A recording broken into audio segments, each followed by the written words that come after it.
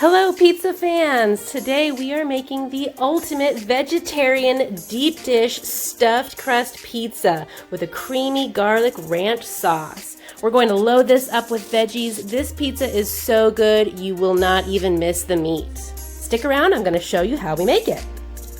The start of any good pizza is going to be a good crust. We are making our own fresh homemade pizza dough. For our ingredients, we are going to use 2 cups of warm water, 2 teaspoons of sugar, 2 teaspoons of active dry yeast, 2 tablespoons of olive oil, 2 teaspoons of sea salt, and approximately 4.5 cups of all-purpose flour.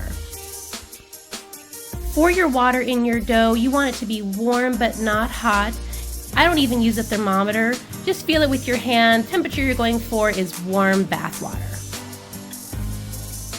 So to your warm water, you want to add your yeast and your sugar. And just give those a stir, trying to dissolve the sugar, trying to dissolve the yeast. It's okay if there's still some chunks floating around up top. And then let your yeast water sit for about 5 minutes or so.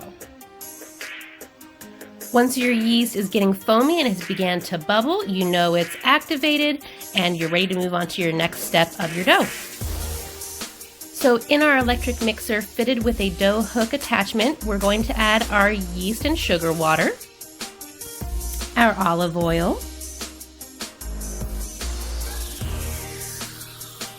our salt,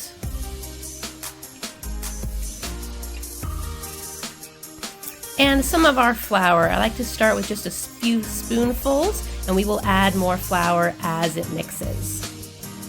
So go ahead and turn your mixer on low, let all those ingredients start to mix together. It will be thin, a little chunky at first, that's okay. We'll stop it, add a little bit more flour, and we'll continue this process until our dough comes together.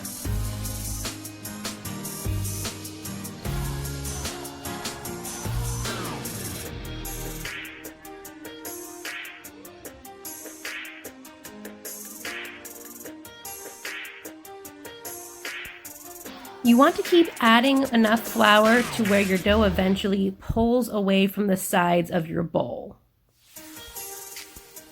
Okay, so the dough is pulling away from the sides of the bowl. You can see it's still sticking to the very bottom of the bowl, but that's okay. We want some moisture in our dough. We want it to still be sticky.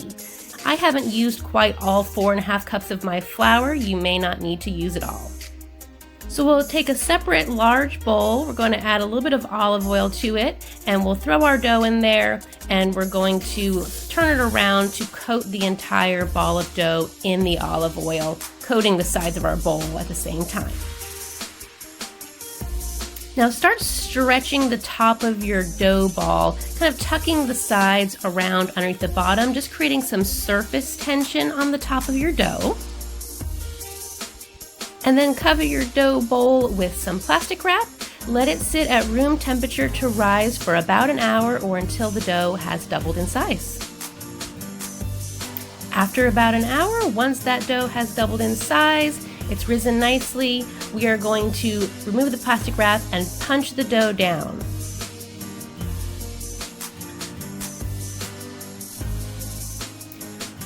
Now we like to cut our dough in half, just into 2 smaller portions. This dough actually makes enough for 2 of our deep dish pizzas, so we're just going to use 1 portion for our pizza today and then save the other piece for another time.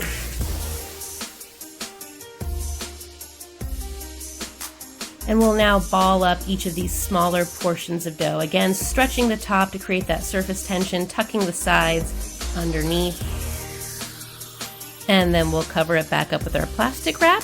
And at this point we will pop it in the fridge and let it rise for the second time in the fridge, letting it rest overnight.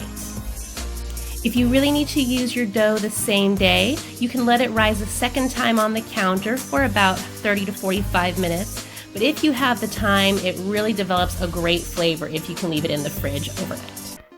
Okay, so it is the next day and we are ready to assemble our pizza. We are using a 10 by 14 Detroit style pizza pan, which we got from Lloyd Pans. Detroit style pan is going to be a rectangular pan and it'll give you a nice thick crust that's both crispy and chewy.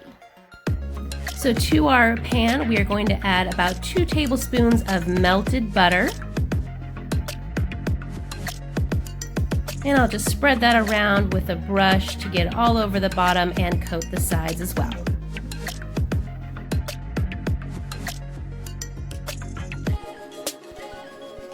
All right, we're ready for our dough. We've let it come back to room temperature and now we are ready to spread it into our pan.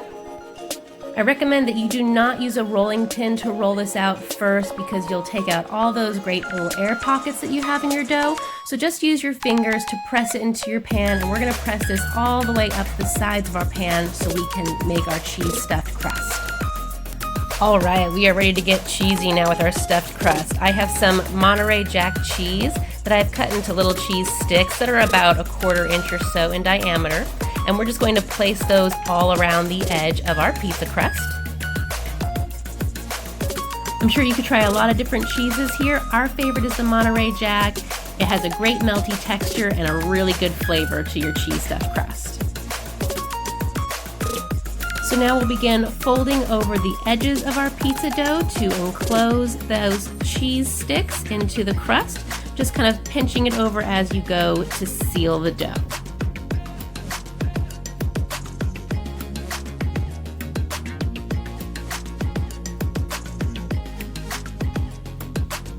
All right, once your dough is good and sealed, you have that cheese all enclosed in there, we are ready to move on to our sauce.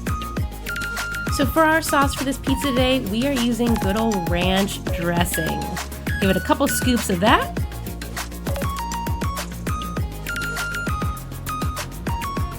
And use your brush or even the back of your spoon to spread it around. Nice thin layer coating the entire bottom of your pizza dough.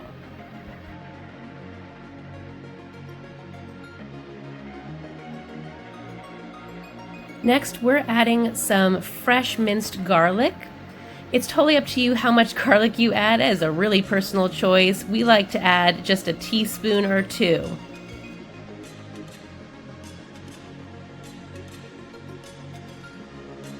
And now we're going to add our second cheese of the day. We are using about 2 cups of shredded mozzarella cheese. Get yourself a couple good handfuls, spread that around to cover the entire bottom of your pizza.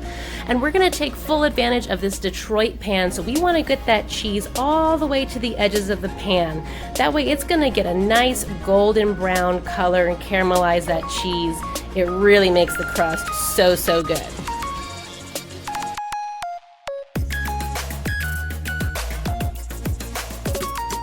All right, for the rest of our toppings, we are using some mushrooms today. This is about a dozen mushrooms. I've sliced them real thin and then taken a paper towel to press out some of the excess moisture.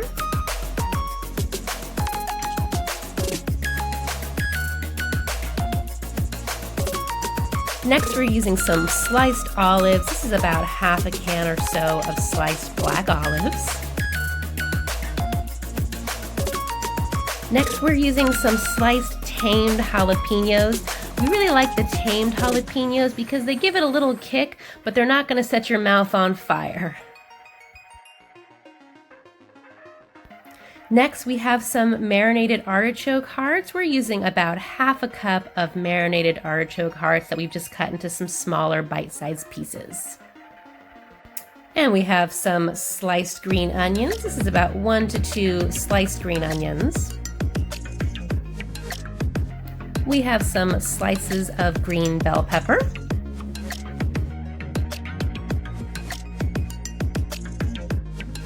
Some cherry tomatoes. We've sliced up about 6 cherry tomatoes into some fairly thin slices. They're going to give it a really sweet taste.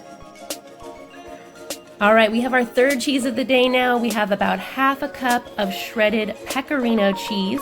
Some of our other favorites, though, to use, if you don't have pecorino, would be Gouda or Fontina cheese. And our final ingredient is our secret ingredient here. We are using Johnny's garlic spread seasoning. This is what's going to give all those veggies a really great flavor, and you won't even miss the salty meats on this pizza.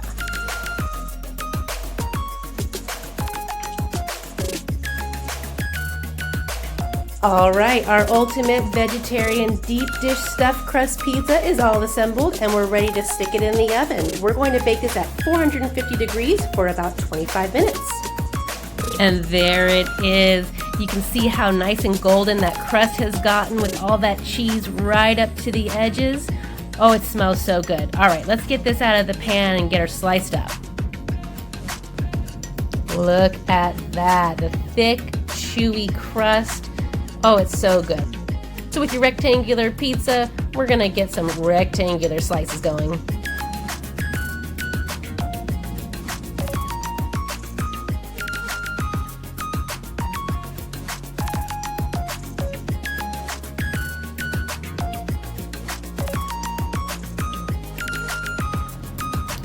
Oh, would you look at that, thick, chewy cheese stuffed crust? So good. All right, this slice is for you, coming at ya. And that, my friends, is our ultimate vegetarian deep dish stuffed crust pizza with creamy garlic ranch sauce. If you enjoyed this video, please don't forget to hit the like button, subscribe to our channel, and hit the little bell to receive notifications on our future videos.